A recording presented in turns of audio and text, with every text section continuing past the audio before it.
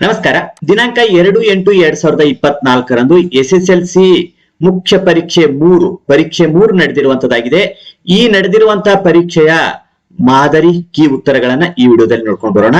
ವಿಷಯ ಪ್ರಥಮ ಭಾಷೆ ಕನ್ನಡ ವಿಷಯ ಆಗಿರುವಂತದ್ದು ಆಗಿದೆ. ಇಲಾಖೆಯಿಂದ ಪ್ರಕಟಿಸಿರುವಂತಹ ಮಾದರಿ ಕೀ ಉತ್ತರಗಳಾಗಿರುವಂತದ್ದು ವಿಷಯದ ಸಂಕೇತ 01K ಆಗಿರುವಂತದ್ದು ಆಗಿದೆ. ದಿನಾಂಕ 2/8/2024 ನಡೆದಿರುವಂತಹ 100 ಅಂಕಗಳ ಪ್ರಶ್ನೆ ಪತ್ರಿಕೆ ಮಾದರಿ ಉತ್ತರಗಳನ್ನು ನಾವಿಲ್ಲಿ ಗಮನಿಸ್ತಾ ಇದ್ದೇವೆ. ಮೊದಲನೇ ವಿಭಾಗದಲ್ಲಿ ಬಹು ಆಯ್ಕೆಯ ಪ್ರಶ್ನೆಗಳನ್ನು ಕೊಟ್ಟಿರುವಂತದ್ದಾಗಿದೆ. ಅದರ ಕ್ರಮಾಕ್ಷರದೊಂದಿಗೆ ಸರಿಯಾಗಿರುವಂತಹ ಉತ್ತರವನ್ನ ಬರಿಬೇಕಾಗಿರುವಂತದ್ದು. ಪ್ರತಿ ಸರಿ ಉತ್ತರಕ್ಕೆ 1 ಅಂಕ ಇಲ್ಲಿ ಇರುವಂತದ್ದಾಗಿದೆ. ಮೊದಲನೇ ಪ್ರಶ್ನೆ, ಅನುನಾಸಿಕ ಸಂಧಿಗೆ ಉದಾಹರಣೆ ಇದು ಯಾವುದು ಅಂತ ಹೇಳಿ ಕೇಳಿದರೆ ದೇವೇಂದ್ರ, ಮಳೆಗಾಲ, ವಾಂಗ್ಮಯ, ದಿಗಂತ ಅಂತ ಹೇಳಿರುವಂತದ್ದು. ಸರಿಯಾಗಿರುವಂತಹ ಉತ್ತರ ಅನುನಾಸಿಕ ಸಂಧಿಗೆ ಬರುವಂತದ್ದು ವಾಂಗ್ಮಯ. ಈ ರೀತಿಯಾಗಿ ಸರಿಯಾಗಿ ಉತ್ತರಿಸಿದೆ ಆದಲ್ಲಿ 1 ಅಂಕ ಇಲ್ಲಿ ದೊರೆಯುವಂತದ್ದಾಗಿದೆ. ಇನ್ನು ಎರಡನೇ ಪ್ರಶ್ನೆ ಇರುವಂತದ್ದು, ಒಬ್ಬರು ಹೇಳಿದ ಮಾತನ್ನೇ ಯಥಾವತ್ತಾಗಿ ಬರೆಯುವಾಗ ಬಳಸುವ ಲೇಖನ ಚಿಹ್ನೆ ಯಾವುದು ಅಂತ ಕೇಳಿರುವಂತದ್ದು. ಬಳಸುವಂತ ಲೇಖನ ಚಿಹ್ನೆ ಬಿ, ಉದ್ಧರಣ ಚಿಹ್ನೆ ಆಗಿರುವಂತದ್ದು. ಯಥಾವತ್ತಾಗಿ ಹೇಳುವಂತ ಸಂದರ್ಭದಲ್ಲಿ ಉದ್ಧರಣ ಚಿಹ್ನೆ ಬಳಸುವಂತದ್ದಾಗಿದೆ. ಇನ್ನು ಮೂರನೇ ಪ್ರಶ್ನೆ ಇರುವಂತದ್ದು, ಅಂಗೈ ಪದವು ಈ ಸಮಾಸಕ್ಕೆ ಉದಾಹರಣೆಯಾಗಿದೆ ಅಂತ ಕೇಳಿರುವಂತದ್ದು. ಅಂಗೈ ಅನ್ನೋ ಪದವು ಡಿ ಆಯ್ಕೆ ಅಂಶಿ ಸಮಾಸಕ್ಕೆ ಉದಾಹರಣೆ ಆಗಿರುವಂತದ್ದು. ಈ ರೀತಿಯಾಗಿ ಉತ್ತರಿಸಿದೆ ಆದಲ್ಲಿ 1 ಅಂಕ ಸಂಪೂರ್ಣವಾಗಿ ದೊರೆಯುವಂತದ್ದಾಗಿದೆ. ನಾಲ್ಕನೇ ಪ್ರಶ್ನೆ ಇರುವಂತದ್ದು, ಬೇಗನೆ ಪದವು ಈ ಅವ್ಯಯಕ್ಕೆ ಸೇರಿದೆ ಅಂತ ಹೇಳಿ ಕೇಳಿರುವಂತದ್ದು. ಬೇಗನೆ ಪದವು ಎ ಉತ್ತರ ಸಾಮಾನ್ಯ ಅರ್ಥಕ ಅವ್ಯಯಕ್ಕೆ ಸೇರಿರುವಂತದ್ದು ಆಗಿದೆ. ಇನ್ನು 5ನೇ ಪ್ರಶ್ನೆ, ಸಾವಿತ್ರಿ 7 ಈ ಪದದಲ್ಲಿರುವ ವಿಭಕ್ತಿ ಕೇಳಿರುವಂತದ್ದು. ಇಲ್ಲಿರುವಂತಹ ವಿಭಕ್ತಿ ಇರುವಂತದ್ದು ಸಪ್ತಮಿ. ಡಿ ಆಯ್ಕೆ ಸಪ್ತಮಿ ವಿಭಕ್ತಿ ಇಲ್ಲಿರುವಂತದ್ದಾಗಿದೆ. ಇನ್ನು 6ನೇ ಪ್ರಶ್ನೆ, ಒಂದು ಅಥವಾ ಅನೇಕ ವಾಕ್ಯಗಳು ಒಂದು ಸಮಾನ ವಾಕ್ಯಕ್ಕೆ ಅಧೀನವಾಗಿರುವ ವಾಕ್ಯ ಕೇಳಿರುವಂತದ್ದು. ಈ ರೀತಿಯಾಗಿರುವಂತಹ ವಾಕ್ಯ ಮಿಶ್ರ ವಾಕ್ಯ ಆಗಿರುವಂತದ್ದು. ಇನ್ನು 2ನೇ ವಿಭಾಗದಲ್ಲಿ ಸಂಬಂಧಿ ಪದ ಬರೆಯುವುದಕ್ಕೆ ಪ್ರಶ್ನೆ ಕೇಳಿರುವಂತದ್ದು. ಮೊದಲನೇ ಪದ ಜೋಡಿಗೆ ಸಂಬಂಧ ಇರುವಂತಹ ರೀತಿಯಲ್ಲಿ 2ನೇ ಪದಕ್ಕೆ ಸರಿ ಹೊಂದುವಂತಹ ಸಂಬಂಧಿ ಪದವನ್ನ ಬರೆಯಬೇಕಾಗಿರುವಂತದ್ದಾಗಿದೆ. ಇಲ್ಲಿ ಪ್ರತಿಯೊಂದಕ್ಕೂ 1 ಅಂಕದಂತೆ ಒಟ್ಟು 4 ಅಂಕಗಳಿರುವಂತದ್ದಾಗಿದೆ. 7ನೇ ಪ್ರಶ್ನೆ, ಹುಳು ಉಪ್ಪಡಿ ಇದು ಜೋಡು ನುಡಿಯಾದ್ರೆ ತುತ್ತ ತುದಿ ಅನ್ನುವಂಥದ್ದು ಏನಾಗಿರುವಂಥದ್ದು ದ್ವಿರುಕ್ತಿ ಆಗಿರುವಂತ ತುತ್ತ ತುದಿ ದ್ವಿರುಕ್ತಿ ಬರುವಂತದ್ದು ಆಗಿದೆ. ಇನ್ನು 8ನೇ ಪ್ರಶ್ನೆ, ನದಿ ಅನ್ನೋದು ರೂಢನಾಮವಾದರೆ ವಿಜ್ಞಾನಿ ಅನ್ನೋದು ಅನ್ವರ್ಥ ನಾಮ ಆಗುವಂಥದ್ದು ಆಗಿದೆ. ಇನ್ನು 9ನೇ ಪ್ರಶ್ನೆ, ವೈಶಾಖ ಅಂದ್ರೆ ಬೇಸಿಗೆ, ಕುಟಾರ ಅಂದ್ರೆ ಕೊಡಲಿ. ಇನ್ನು 10ನೇ ಪ್ರಶ್ನೆ ಇರುವಂತದ್ದು, ಮಾಡಲಿ ಅನ್ನೋದು ವಿದ್ಯಾರ್ಥಕ ಪದವಾದರೆ ಮಾಡಿಯಾನು ಅನ್ನೋದು ಸಂಭವನಾರ್ಥಕ ಪದವಾಗಿರುವಂತದ್ದು ಆಗಿದೆ. ಇನ್ನು 3ನೇ ವಿಭಾಗದಲ್ಲಿ ಒಂದು ವಾಕ್ಯದಲ್ಲಿ ಉತ್ತರಿಸಬೇಕಾಗಿರುವಂತಹ ಪ್ರಶ್ನೆಗಳನ್ನು ಕೇಳಿರುವಂತದ್ದಾಗಿದೆ. ಪ್ರತಿಯೊಂದಕ್ಕೂ 1 ಅಂಕದಂತೆ ಒಟ್ಟು 7 ಪ್ರಶ್ನೆಗಳು ಇಲ್ಲಿರುವಂತದ್ದು ಆಗಿದೆ. 11ನೇ ಪ್ರಶ್ನೆ, ಲಂಡನ್ನ ಪೇಟೆಯಲ್ಲಿರುವ ಸ್ಟೇಷನರಿ ಅಂಗಡಿಯ ಹೆಸರೇನು ಅಂತ ಹೇಳಿ ಕೇಳಿರುವಂತದ್ದು. ಉತ್ತರ ಲಂಡನ್ನ ಪೇಟೆಯಲ್ಲಿರುವ ಸ್ಟೇಷನರಿ ಅಂಗಡಿಯ ಹೆಸರು ಉಲ್ವರ್ತ್. ಇನ್ನು 12ನೇ ಪ್ರಶ್ನೆ, ಸುಕುಮಾರ ಸ್ವಾಮಿಯ ತಾಯಿಯ ಹೆಸರೇನು ಅಂತ ಹೇಳಿ ಕೇಳಿರುವಂತದ್ದು. ಸುಕುಮಾರ ಸ್ವಾಮಿಯ ತಾಯಿಯ ಹೆಸರು ಯಶೋಭದ್ರಿ. 13ನೇ ಪ್ರಶ್ನೆ, ಸೇನೆಯಲ್ಲಿದ್ದ ವೈದ್ಯರ ಹೆಸರೇನು ಅಂತ ಹೇಳಿ ಕೇಳಿರುವಂತದ್ದು. ಸೇನೆಯಲ್ಲಿದ್ದ ವೈದ್ಯರ ಹೆಸರು ರಾಹೀಲ. ಇನ್ನು 14ನೇ ಪ್ರಶ್ನೆ ಇರುವಂತದ್ದು, ಧರ್ಮ ಬುದ್ಧಿಯು ತನ್ನ ಬೆಳಗಿನ ಹೊತ್ತನ್ನು ಹೇಗೆ ಕಳೆದನು. ಧರ್ಮ ಬುದ್ಧಿಯು ತನ್ನ ಬೆಳಗಿನ ಹೊತ್ತನ್ನು ದೇವಗುರು ದ್ವಿಜರ ಪೂಜೆಯನ್ನು ಮಾಡುತ್ತಾ ಕಳೆದನು. 15ನೇ ಪ್ರಶ್ನೆ, ಹಕ್ಕಿಯು ಯಾರ ನೆತ್ತಿಯನ್ನು ಕುಕ್ಕಿದೆ. ಹಕ್ಕಿಯು ಸಾರ್ವಭೌಮರ ನೆತ್ತಿಯನ್ನು ಕುಕ್ಕಿದೆ. ಇನ್ನು 16ನೇ ಪ್ರಶ್ನೆ, ದ್ರೋಣನು ಪರಶುರಾಮರ ಬಳಿಗೆ ಏಕೆ ಬಂದನು. ದ್ರೋಣನು ಪರಶುರಾಮರ ಬಳಿಗೆ ಸಂಪತ್ತನ್ನು ಬೇಡಲು ಬಂದನು. 17ನೇ ಪ್ರಶ್ನೆ, ಪೆರಿಯಾರ್ ಅವರು ಹುಟ್ಟು ಹಾಕಿದ ಸಂಘಟನೆ ಹೆಸರೇನು ಅಂತ ಹೇಳಿ ಕೇಳಿರುವಂತದ್ದು. ಪೆರಿಯಾರ್ ಅವರು ಹುಟ್ಟು ಹಾಕಿದ ಸಂಘಟನೆ ಹೆಸರು ದ್ರಾವಿಡ ಕಳಗಂ. ಇನ್ನು 4ನೇ ವಿಭಾಗದಲ್ಲಿ 3-4 ವಾಕ್ಯಗಳಲ್ಲಿ ಉತ್ತರಿಸಿ ಅನ್ನೋ ಪ್ರಶ್ನೆಗಳನ್ನ ಕೇಳಿರುವಂತದ್ದಾಗಿದೆ. ಪ್ರತಿಯೊಂದು ಸರಿ ಉತ್ತರಕ್ಕೂ 2 ಅಂಕದಂತೆ ಒಟ್ಟು 10 ಪ್ರಶ್ನೆಗಳು ಇಲ್ಲಿರುವಂತದ್ದು ಆಗಿದೆ. 18ನೇ ಪ್ರಶ್ನೆ ಇರುವಂತದ್ದು, ಲಕ್ಷ್ಮಣನು ಅಣ್ಣನನ್ನು ಹೇಗೆ ಸಂತೈಸಿದನು. ಉತ್ತರ, ಸೀತೆಯ ಅಗಲಿಕೆಯಿಂದ ಶೋಕತಪ್ತನಾದ ರಾಮನನ್ನು ಕುರಿತು ಲಕ್ಷ್ಮಣನು ತಾಳಿಕೋ ಅಣ್ಣ ತಾಳಿಕೋ. ಅಖಿಲ ಲೋಕಕ್ಕೆ ತೇಜವನ್ನು ನೀಡುವ ಸೂರ್ಯನೇ ತನ್ನ ತೇಜವನ್ನು ಕಳೆದುಕೊಂಡರೆ ತೇಜವನ್ನು ನೀಡುವವರು ಯಾರು. ರಾಮನೇ ಧೈರ್ಯವನ್ನು ಕಳೆದುಕೊಂಡರೆ ಅಖಿಲ ಲೋಕಕ್ಕೆ ಸ್ಥೈರ್ಯವನ್ನು ನೀಡುವವರು ಯಾರು. ಧೈರ್ಯವಾಗಿರು ಎಂದು ಸಮಾಧಾನ ಪಡಿಸಿದನು.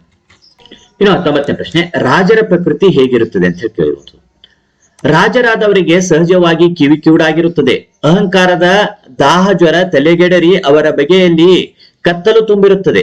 ಇದಕ್ಕೆಲ್ಲ ಕಾರಣ ದುಡ್ಡಿನ ಮಹಿಮೆ. ದುಡ್ಡು ದುರಾಭಿಮಾನದ ತವರು. ದುಡ್ಡಿನ ಪೈತ್ಯ ಅಡರಿದವರಿಗೆ ಜಗತ್ತೆಲ್ಲ ಕ್ಷುದ್ರವಾಗಿ ಕಾಣುತ್ತದೆ. ರಾಜ್ಯ ಎನ್ನುವುದು ಒಂದು ವಿಷ. ರಾಜಾಧಿಕಾರದ ಸೋಂಕು ತಾಗಿದವರಿಗೆಲ್ಲ ಬುದ್ಧಿ ಮಂಕಾಗಿ ಬಿಡುತ್ತದೆ. ಅನಾದರ ತುಂಬಿರುತ್ತದೆ. ಇದು ರಾಜರ ಪ್ರಕೃತಿಯಾಗಿದೆ.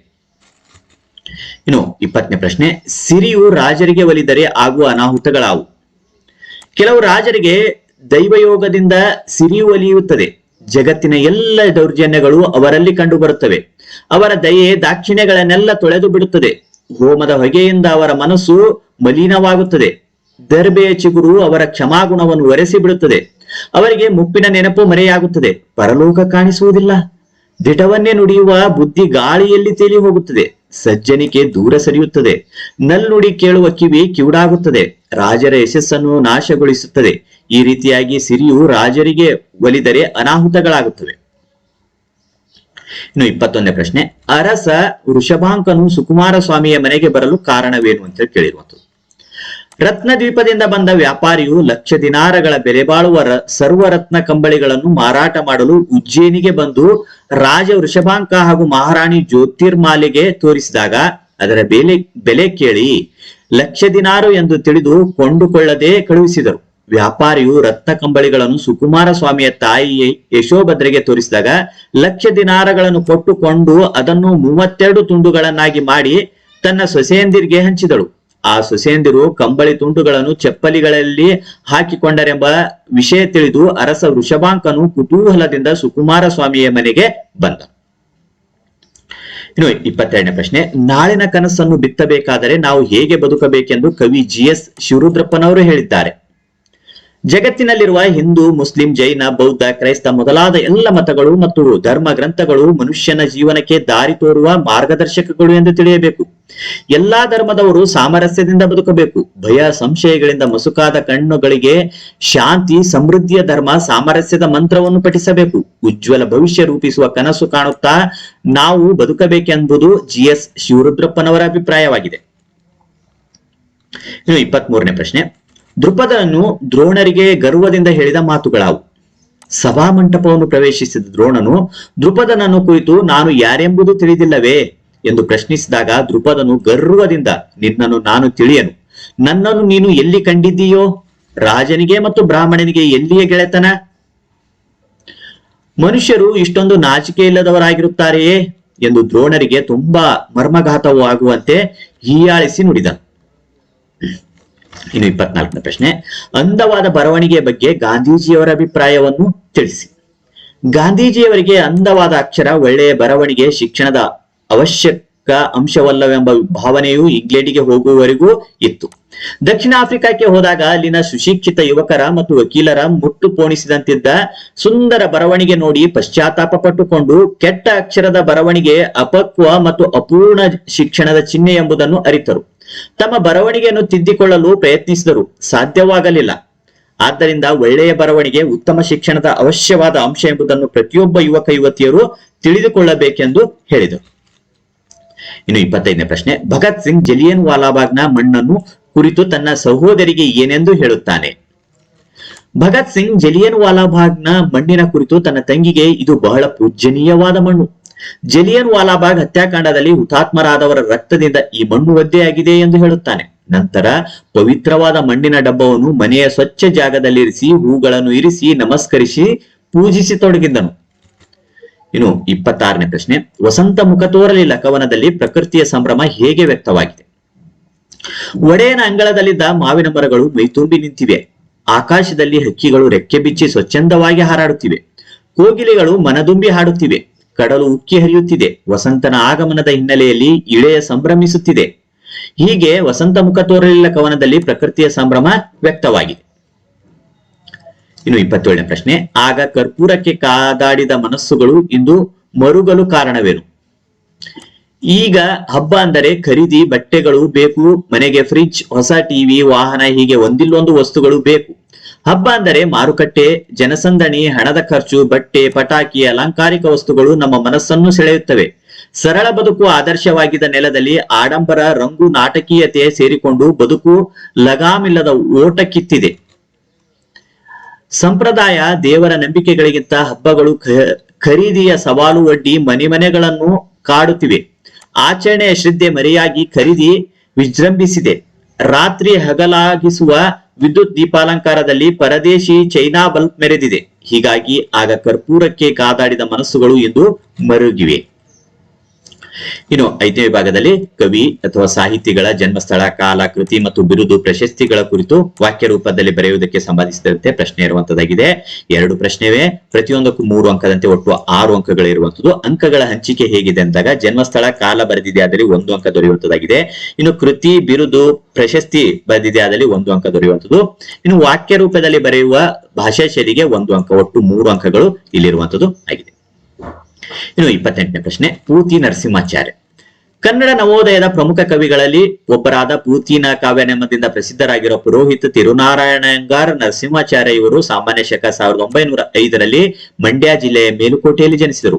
ಅಹಲ್ಯೆ, ಗೋಕುಲ, ನಿರ್ಗಮನ, ಶಬರಿ, ವಿಕಟಕ ವಿಜಯ, ಹಂಸದಮಯಂತಿ ಮತ್ತು ಇತರ ರೂಪಕಗಳು, ಹಣತೆ, ರಸಸರಸ್ವತಿ, ಗಣೇಶ ದರ್ಶನ, ಶಾರದಾಯಾಮಿನಿ, ಶ್ರೀಹರಿಚರಿತೆ, ರಥಸಪ್ತಮಿ ಇವರ ಪ್ರಮುಖ ಕೃತಿಗಳಾಗಿವೆ. ಶ್ರೀಯುತರ ಹಂಸದಮಯಂತಿ ಮತ್ತು ಇತರ ರೂಪಕಗಳು ಕೃತಿಗೆ ಕೇಂದ್ರ ಸಾಹಿತ್ಯ ಅಕಾಡೆಮಿ ಪ್ರಶಸ್ತಿ, ಶ್ರೀಹರಿಚರಿತೆ ಕಾವ್ಯಕ್ಕೆ ಪಂಪ ಪ್ರಶಸ್ತಿ ಲಭಿಸಿದೆ. ಮೈಸೂರು ವಿಶ್ವವಿದ್ಯಾನಿಲಯದ ಗೌರವ ಡಿಲೀಟ್ ಪದವಿ ನೀಡಿ ಗೌರವಿಸಿದೆ.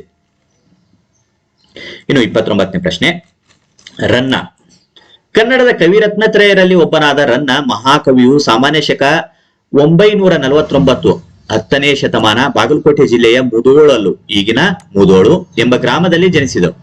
ಈತನ ತಂದೆ ಜೀನವಲ್ಲಭ, ತಾಯಿ ಅಬ್ಬಲಬ್ಬೆ ಚಾಲುಕ್ಯರ ದೊರೆಯಾದ ತೈಲಪನ ಆಸ್ಥಾನದಲ್ಲಿದ್ದು ಇವನು ಸಾಹಸ ಭೀಮ ವಿಜಯಂ ಅಂದ್ರೆ ಗದಾಯುದ್ಧ, ಅಜಿತ ತೀರ್ಥಂಕರ ಪುರಾಣ ತಿಲಕಂ, ಪರಶುರಾಮ ಚರಿತಂ, ಚಕ್ರೇಶ್ವರ ಚರಿತಂ ಎಂಬ ಕಾವ್ಯಗಳನ್ನು ಬರೆದಿದ್ದಾನೆ. ರನ್ನಕಂದ ಎಂಬ ನಿಘಂಟನ್ನು ಬರೆದಿರುವುದಾಗಿ ತಿಳಿದು ಬರುತ್ತದೆ. ಈತನಿಗೆ ತೈಲಪನು ಕವಿ ಚಕ್ರವರ್ತಿ ಎಂಬ ಬಿರುದನ್ನು ನೀಡಿ ಗೌರವಿಸಿದ್ದಾರೆ. ಇನ್ನು 6ನೇ ವಿಭಾಗದಲ್ಲಿ ಪ್ರಸ್ತಾರ ಹಾಕಿ ಗಣ ವಿಭಾಗಿಸಿ ಛಂದಸ್ಸಿನ ಹೆಸರನ್ನ ಬರೆಯುವುದಕ್ಕೆ ಸಂಬಂಧಿಸಿದಂತೆ ಕೇಳಿರುವಂತದ್ದಾಗಿದೆ. 3 ಅಂಕ ಇರುವಂತದ್ದು. ಅಂಕಗಳ ಹಂಚಿಕೆ ಗಮನಿಸಿದಾಗ ಪ್ರಸ್ತಾರ ಹಾಕುವುದಕ್ಕೆ 1 ಅಂಕ, ಗಣ ವಿಭಾಗಿಸುವುದಕ್ಕೆ 1 ಅಂಕ, ಛಂದಸ್ಸಿನ ಹೆಸರು ಬರೆಯುವುದಕ್ಕೆ 1 ಅಂಕ ಇರುವಂತದ್ದು ಆಗಿದೆ. ಇಲ್ಲಿ ನೀವು ಗಮನಿಸ್ತಾ ಇರುವಂತದ್ದಾಗಿದೆ, ಪ್ರಸ್ತಾರ ಹಾಕಿರುವಂತದ್ದು ಮತ್ತು ಗಣ ವಿಭಾಗಿಸಿರುವಂತದ್ದು ಸಹ ಇಲ್ಲಿರುವಂತದನ್ನ ನೀವು ನೋಡ್ಕೊಳ್ಬಹುದು. ಛಂದಸ್ಸಿನ ಹೆಸರಿರುವಂತದ್ದು ಇದು ಮಾತ್ರ ಗಣಾಧಾರಿತ ಕಂದ ಪದ್ಯ ಆಗಿರುವಂತದ್ದು ಆಗಿದೆ. 4 ಸಾಲುಗಳಿರುವಂತದ್ದಾಗಿರುತ್ತೆ. ಇಲ್ಲಿ 2 ಸಾಲುಗಳನ್ನು ಕೊಟ್ಟಿರುವಂತದ್ದಾಗಿದೆ. ಕಂದ ಪದ್ಯ ಇದಾಗಿರುವಂತದ್ದು ಆಗಿದೆ. ಇನ್ನು 7ನೇ ವಿಭಾಗದಲ್ಲಿ ಅಲಂಕಾರವನ್ನು ಹೆಸರಿಸಿ ಲಕ್ಷಣ ಬರೆದು ಸಮನ್ವಯ ಮಾಡುವುದಕ್ಕೆ ಪ್ರಶ್ನೆ ಕೇಳಿರುವಂತದ್ದಾಗಿದೆ. 3 ಅಂಕ ಇದೆ. ಅಂಕಗಳ ಹಂಚಿಕೆ ಹೇಗಿದೆ ಅಂದಾಗ ಅಲಂಕಾರವನ್ನು ಹೆಸರಿಸುವುದಕ್ಕೆ 1 ಅಂಕ ಇರುವಂತದ್ದು, ಲಕ್ಷಣ ಬರೆಯುವುದಕ್ಕೆ 1 ಅಂಕ, ಅಂಶಗಳನ್ನು ಗುರುತಿಸಿ ಸಮನ್ವಯಿಸುವುದಕ್ಕೆ 1 ಅಂಕ, ಒಟ್ಟು 3 ಅಂಕಗಳ ಹಂಚಿಕೆ ಈ ರೀತಿಯಾಗಿರುವಂತದ್ದಾಗಿದೆ. 31ನೇ ಪ್ರಶ್ನೆ, ಮಗುವಿನ ಮುಖ ಚಂದ್ರನಂತೆ ಮನೋಹರವಾಗಿದೆ ಅನ್ನೋದು ಇಲ್ಲಿರುವಂತದ್ದಾಗಿದೆ. ಇಲ್ಲಿರುವಂತಹ ಅಲಂಕಾರದ ಹೆಸರಿರುವಂತದ್ದು ಉಪಮಾ ಅಲಂಕಾರ. ಲಕ್ಷಣ ನೋಡಿ, 2 ವಸ್ತುಗಳಿಗೆ ಪರಸ್ಪರವಾಗಿ ಇರುವ ಹೋಲಿಕೆಯನ್ನು ಹೇಳುವುದೇ ಉಪಮಾ ಅಲಂಕಾರವಾಗಿರುವಂತದ್ದು. ಸಮನ್ವಯ ಗಮನಿಸಿದಾಗ ಉಪಮೇಯ ಮಗುವಿನ ಮುಖ ಆಗಿರುವಂತದ್ದು, ಉಪಮಾನ ಇರುವಂತದ್ದು ಚಂದ್ರ, ಉಪಮಾವಾಚಕ ಇರುವಂತದ್ದು ಅಂತೆ ಅಂತ ಹೇಳಿ ಬಂದಿರುವಂತ ಚಂದ್ರನಂತೆ, ಸಮಾನ ಧರ್ಮ ಇರುವಂತದ್ದು ಮನೋಹರವಾಗಿರುವುದು ಇರುವಂತದ್ದಾಗಿ. ಇಲ್ಲಿ ಉಪಮೇಯವಾದ ಮಗುವಿನ ಮುಖವನ್ನು ಉಪಮಾನವಾದ ಚಂದ್ರನಿಗೆ ಹೋಲಿಸಲಾಗಿದೆ. ಅಂತೆ ಎಂಬ ಉಪಮಾವಾಚಕ ಪದವಿದ್ದು ಮನೋಹರವಾಗಿರುವುದು ಎಂಬ ಸಮಾನ ಧರ್ಮ ಇರುವುದರಿಂದ ಇದು ಉಪಮಾಲಂಕಾರ, ಪೂರ್ಣೋಪಮಾಲಂಕಾರದ ಲಕ್ಷಣವಾಗಿದೆ. ಇನ್ನು ಗಾದೆಯನ್ನು ವಿಸ್ತರಿಸಿ ಬರೆಯುವುದಕ್ಕೆ ಸಂಬಂಧಿಸಿದಂತೆ ಇಲ್ಲಿ ಪ್ರಶ್ನೆ ಕೇಳಿರುವಂತದ್ದಾಗಿದೆ. 3 ಅಂಕ ಇರುವಂತದ್ದಾಗಿದೆ. ಗಾದೆಯ ಮಹತ್ವದ ವಿವರಣೆಗೆ 1 ಅಂಕ ಇರುತ್ತದೆ. ಉದಾಹರಣೆಯೊಂದಿಗೆ ಅರ್ಥ ವಿವರಣೆ ಕೊಟ್ಟಿದ್ದೆ ಆದಲ್ಲಿ 1 ಅಂಕ ಇರುವಂತದ್ದಾಗಿದೆ. ಇನ್ನು ಭಾಷಾ ಶೈಲಿಗೆ ಪದಬಂಧಗಳಿಗೆ 1 ಅಂಕ ಇರುವಂತದ್ದು ಆಗಿದೆ. ತಾಳಿದವನು ಬಾಳಿಯನು ಅಥವಾ ಹಾಸಿಗೆ ಇದ್ದಷ್ಟು ಕಾಲು ಚಾಚು ಅಂತ ಹೇಳಿರುವಂತದ್ದಾಗಿದೆ. ನಾವು ಯಾವ ರೀತಿಯಾಗಿ ಗಾದೆಯನ್ನು ವಿಸ್ತರಿಸಿ ಬರೀಬೇಕು ಅನ್ನೋದನ್ನ ಒಂದು ಸಪರೇಟ್ ಆಗಿರುವಂತಹ ವಿಡಿಯೋಗಳ ಲಿಸ್ಟ್ ಅನ್ನು ಮಾಡಿರುವಂತದ್ದು, ಒಂದೊಂದೇ ಗಾದೆಗಳನ್ನು ವಿಸ್ತರಿಸಿ ಬರೆದಿರುವಂತದ್ದು ಸಹ ಇರುವಂತದ್ದಾಗಿದೆ. ನೀವು ಪ್ರಾಕ್ಟೀಸ್ ಮಾಡುವುದಕ್ಕಾಗಿ ಆ ವಿಡಿಯೋಗಳನ್ನು ವೀಕ್ಷಣೆ ಮಾಡಿಕೊಳ್ಬಹುದಾಗಿರುವಂತದ್ದು ಡಿಸ್ಕ್ರಿಪ್ಷನ್ ಬಾಕ್ಸ್ ನಲ್ಲಿ ಲಿಂಕ್ ಕೊಟ್ಟಿರ್ತೇವೆ. ಇನ್ನು 9ನೇ ವಿಭಾಗದಲ್ಲಿ ಸಂದರ್ಭವನ್ನು ಸ್ವಾರಸ್ಯದೊಂದಿಗೆ ಬರೆಯುವುದಕ್ಕೆ ಪ್ರಶ್ನೆ ಕೇಳಿರುವಂತದ್ದಾಗಿದೆ. ಇಲ್ಲಿ 6 ಪ್ರಶ್ನೆ ಇವೆ, ಪ್ರತಿಯೊಂದಕ್ಕೂ 3 ಅಂಕ ಇರುವಂತದ್ದು. ಅಂಕಗಳ ಹಂಚಿಕೆ ನೋಡಿದಾಗ ಕರ್ತೃ, ಆಕರ ಮತ್ತು ಪಠ್ಯದ ಹೆಸರು ಬರೆದಿದೆ ಅದಲ್ಲಿ 1 ಅಂಕ ಇರುವಂತದ್ದು, ಸಂದರ್ಭದ ವಿವರಣೆ ಕೊಟ್ಟಿದೆ ಅದಲ್ಲಿ 1 ಅಂಕ, ಸ್ವಾರಸ್ಯ ಮತ್ತು ಭಾಷಾ ಶೈಲಿಗೆ ಸಂಬಂಧಿಸಿದಂತೆ 1 ಅಂಕ ಇಲ್ಲಿರುವಂತದ್ದು, ಒಟ್ಟು 3 ಅಂಕಗಳ ಹಂಚಿಕೆ ಈ ರೀತಿಯಾಗಿರುವಂತದ್ದಾಗಿದೆ. 33ನೇ ಪ್ರಶ್ನೆ, ಹೊತ್ತು ಹೊತ್ತು ಹೊತ್ತೇ ಹಣ. ಉತ್ತರ ಆಯ್ಕೆ ನೋಡಿ, ಪ್ರಸ್ತುತ ವಾಕ್ಯವನ್ನು ವೀಕರು ಗೋಕಾಕರು ಅವರು ರಚಿಸಿರುವಂತಹ ಸಮುದ್ರದಾಚೆಯಿಂದ ಪ್ರವಾಸ ಕಥನದಿಂದ ಆಯ್ದ ಲಂಡನ್ ನಗರ ಎಂಬ ಗದ್ಯ ಪಾಠದಿಂದ ಆರಿಸಿಕೊಳ್ಳಲಾಗಿದೆ. ಸಂದರ್ಭ, ಲೇಖಕರು ತಮ್ಮ ಲಂಡನ್ ನಗರದ ಪ್ರವಾಸದ ಅನುಭವಗಳನ್ನು ದಾಖಲಿಸುತ್ತಾ ಲಂಡನ್ನ ಬೀದಿಯಲ್ಲಿ ಲಕ್ಷಾನುಲಕ್ಷ ಜನರು ಅವಸರದಿಂದ ಓಡಾಡುತ್ತಾರೆ. ವಿದೇಶಗಳಲ್ಲಿ ಜನರು ಸಮಯವನ್ನು ವ್ಯರ್ಥ ಮಾಡದೆ ಅದರ ಸದ್ವಿನಿಯೋಗ ಮಾಡಿಕೊಳ್ಳುತ್ತಾರೆ, ದುಡಿದು ಹಣ ಗಳಿಸುತ್ತಾರೆ. ಇದು ಅಕ್ಷರಶಃ ವಿಲಾಯಿತಿಯಲ್ಲಿ ನಿಜವಾಗಿದೆ ಎಂದು ಹೇಳುವ ಸಂದರ್ಭದಲ್ಲಿ ಲೇಖಕರು ಈ ಮಾತನ್ನು ಹೇಳುವರು. ಸ್ವಾರಸ್ಯ: ಲಂಡನ್ ವಾಣಿಜ್ಯ ನಗರವಾಗಿದ್ದು ಹಣ ಸಂಪಾದನೆಯೇ ಮುಖ್ಯ ಗುರಿಯಾಗಿದೆ. ಇಲ್ಲಿ ಹಣದಷ್ಟೇ ಪ್ರಾಶಸ್ತ್ಯವನ್ನು ಸಮಯಕ್ಕೆ ನೀಡುತ್ತಾರೆ. ಸಮಯವನ್ನು ಬಹಳ ಅಮೂಲ್ಯವಾದುದು. ವಿದೇಶಗಳಲ್ಲಿ ಜನರು ಸಮಯವನ್ನು ವ್ಯರ್ಥ ಮಾಡದೆ ಆಗಿರುತ್ತಾರೆ. ಇಲ್ಲಿ ಸ್ವಾರಸ್ಯಕರವಾಗಿ ಮೂಡಿ ಬಂದಿದೆ. ಇನ್ನು 34ನೇ ಪ್ರಶ್ನೆ. ದಯವಿಟ್ಟು ಬಾಗಿಲು ತೆಗೆಯಿರಿ, ನಾನು ಗಾಯಗೊಂಡಿದ್ದೇನೆ. ಆಯ್ಕೆ: ಪ್ರಸ್ತುತ ವಾಕ್ಯವನ್ನು ಸಾರಾ ಅಬೂಬಕರ್ ಅವರು ಬರೆದಿರುವ ಚಪ್ಪಲಿಗಳು ಕಥಾ ಸಂಕಲನದಿಂದ ಆಯ್ದ ಯುದ್ಧ ಎಂಬ ಗದ್ಯಪಾಠದಿಂದ ಆರಿಸಿಕೊಳ್ಳಲಾಗಿದೆ. ಸಂದರ್ಭ: ಯುದ್ಧ. ವಿಮಾನದ ಮೇಲೆ ವೈರಿಗಳ ವೈಮಾನಿಕ ದಾಳಿಯಿಂದ ವಿಮಾನವು ಸ್ಫೋಟಗೊಂಡು ನುಚ್ಚುನೂರಾಗಿ ಬಿದ್ದಿತು. ಅದರಲ್ಲಿದ್ದ ವೈದ್ಯ ಸೈನಿಕನಾದ ರಾಹೀಲನ ಕಾಲು ಗಾಯಗೊಂಡಿತು. ಕಾಲಿಗೆ ತೀವ್ರ ಪೆಟ್ಟಾಗಿದ್ದರೂ ಕಷ್ಟಪಟ್ಟು ನೀರಿನಲ್ಲಿ ಈಜಿ ದಡ ಸೇರುತ್ತಾನೆ. ಮಂದ ಬೆಳಕಿನಲ್ಲಿ ಅಲ್ಲಿಯೇ ಒಂಟಿ ಮನೆ ಇರುವುದು ರಾಹೀಲನ ಕಣ್ಣಿಗೆ ಬಿತ್ತು. ಧಾರಾಕಾರವಾಗಿ ಸುರಿಯುತ್ತಿರುವ ಮಳೆಯಿಂದ ಮೊದಲು ರಕ್ಷಣೆ ಮಾಡಿಕೊಳ್ಳಬೇಕೆಂದು ರಾಹೀಲನು ತೆವಳುತ್ತಲೇ ಆತುರದಿಂದ ಆ ಮನೆಯಡಿಗೆ ಹೋಗಿ ಬಾಗಿಲು ಬಡಿಯುತ್ತಾನೆ. ಈ ಮೇಲಿನ ಮಾತು ಹೇಳುತ್ತಾನೆ. ಸ್ವಾರಸ್ಯ: ವೈದ್ಯ ಸೈನಿಕನಾದ ರಾಹೀಲನ ದಯನೀಯ ಸ್ಥಿತಿ ಹೇಗಾದರೂ ಯಾರಲ್ಲಾದರೂ ಬೇಡಿ ಜೀವ ಉಳಿಸಿಕೊಳ್ಳುವ ಹಂಬಲ, ರಕ್ಷಣೆ ಪಡೆಯುವ ಸಂದರ್ಭದಲ್ಲಿ ದೇಶ, ಭಾಷೆ, ಧರ್ಮವನ್ನು ಲೆಕ್ಕಿಸದೆ ಸಹಾಯ ಬೇಡುವುದು ಇಲ್ಲಿ ಸ್ವಾರಸ್ಯಕರವಾಗಿ ಮೂಡಿ ಬಂದಿದೆ. ಇನ್ನು 35ನೇ ಪ್ರಶ್ನೆ. ವೃಕ್ಷಂ ಸಾಕ್ಷಿ ಎಂದು ಮುನ್ನಂ ಪೆರುರುಂ ಕೇಳ್ದರಮಿಲ್ಲಂ. ಆಯ್ಕೆ: ಪ್ರಸ್ತುತ ವಾಕ್ಯವನ್ನು ದುರ್ಗಸಿಂಹ ಕವಿ ರಚಿಸಿರುವ ಕರ್ನಾಟಕ ಪಂಚತಂತ್ರಂ ಕೃತಿಯಿಂದ ಆಯ್ದ ವೃಕ್ಷಸಾಕ್ಷಿ ಎಂಬ ಗದ್ಯಪಾಠದಿಂದ ಆರಿಸಿಕೊಳ್ಳಲಾಗಿದೆ. ಸಂದರ್ಭ: ದುಷ್ಟಬುದ್ಧಿಯು ಧರ್ಮಬುದ್ಧಿಯ ಮೇಲೆ ಹೊನ್ನಿನ ಕಳ್ಳತನದ ಆರೋಪವನ್ನು ಮಾಡಿ ತಮ್ಮ ಸಮಸ್ಯೆಯನ್ನು ಬಗೆಹರಿಸಿಕೊಳ್ಳುವುದಕ್ಕಾಗಿ ಧರ್ಮಾಧಿಕಾರಣರ ಬಳಿಗೆ ಬರುವರು. ತಮ್ಮ ವೃತ್ತಾಂತವನ್ನು ಅವರಿಗೆ ತಿಳಿಸುತ್ತಾ, ನಾವು ಹೊನ್ನನ್ನು ಬಚ್ಚಿಡುವಾಗ ಬೇರೆ ಯಾವ ಮನುಷ್ಯರೂ ಅಲ್ಲಿರಲಿಲ್ಲ. ಧರ್ಮಬುದ್ಧಿಯೇ ಹೊನ್ನನ್ನೆಲ್ಲ ಕದ್ದಿರುವುದಕ್ಕೆ ಅಲ್ಲಿರುವ ವಟವೃಕ್ಷವೇ ಸಾಕ್ಷಿ ಎಂದು ಹೇಳುತ್ತಾನೆ. ಇದನ್ನು ಕೇಳಿ ಧರ್ಮಾಧಿಕಾರಣರು ಆಶ್ಚರ್ಯಗೊಂಡು ಈ ಸಾಕ್ಷಿಯ ಬಗ್ಗೆ ಧರ್ಮಬುದ್ಧಿಗೆ ಕೇಳಿದಾಗ ಈ ಮೇಲಿನಂತೆ ಹೇಳುವನು. ಸ್ವಾರಸ್ಯ: ಅಸಾಧ್ಯವಾದುದು ಸಾಧಿಸಲು ಹೊರಟಿರುವ ದುಷ್ಟಬುದ್ಧಿಯ ತಂತ್ರ ಫಲಿಸದು ಎಂದು ಅರಿತ ಧರ್ಮಬುದ್ಧಿ ವೃಕ್ಷ ಸಾಕ್ಷಿ ನುಡಿಯುವುದಾದರೆ ಅದು ಸತ್ಯದ ಪರವಾಗಿರುವುದೆಂದು ಭಾವಿಸಿ ಮರವನ್ನು ಸಾಕ್ಷಿ ಎಂದು ಸ್ವೀಕರಿಸುವುದು ಇಲ್ಲಿ ಸ್ವಾರಸ್ಯಕರವಾಗಿ ಮೂಡಿ ಬಂದಿದೆ. ಇನ್ನು 36ನೇ ಪ್ರಶ್ನೆ. ಪ್ರೀತಿಯ ಹಣತೆಯ ಹಚ್ಚೋಣ. ಆಯ್ಕೆ: ಪ್ರಸ್ತುತ ವಾಕ್ಯವನ್ನು GS ಶಿವರುದ್ರಪ್ಪನವರು ರಚಿಸಿರುವ ಎದೆ ತುಂಬಿ ಹಾಡಿದೆನು ಕವನ ಸಂಕಲನದಿಂದ ಆಯ್ದ ಸಂಕಲ್ಪ ಗೀತೆ ಎಂಬ ಪದ್ಯ ಪಾಠದಿಂದ ಆರಿಸಿಕೊಳ್ಳಲಾಗಿದೆ. ಸಂದರ್ಭ: ಜೀವನದಲ್ಲಿ ಧನಾತ್ಮಕ ಭಾವನೆಯನ್ನು, ದೃಢ ಸಂಕಲ್ಪವನ್ನು ಹೊಂದಿರಬೇಕು.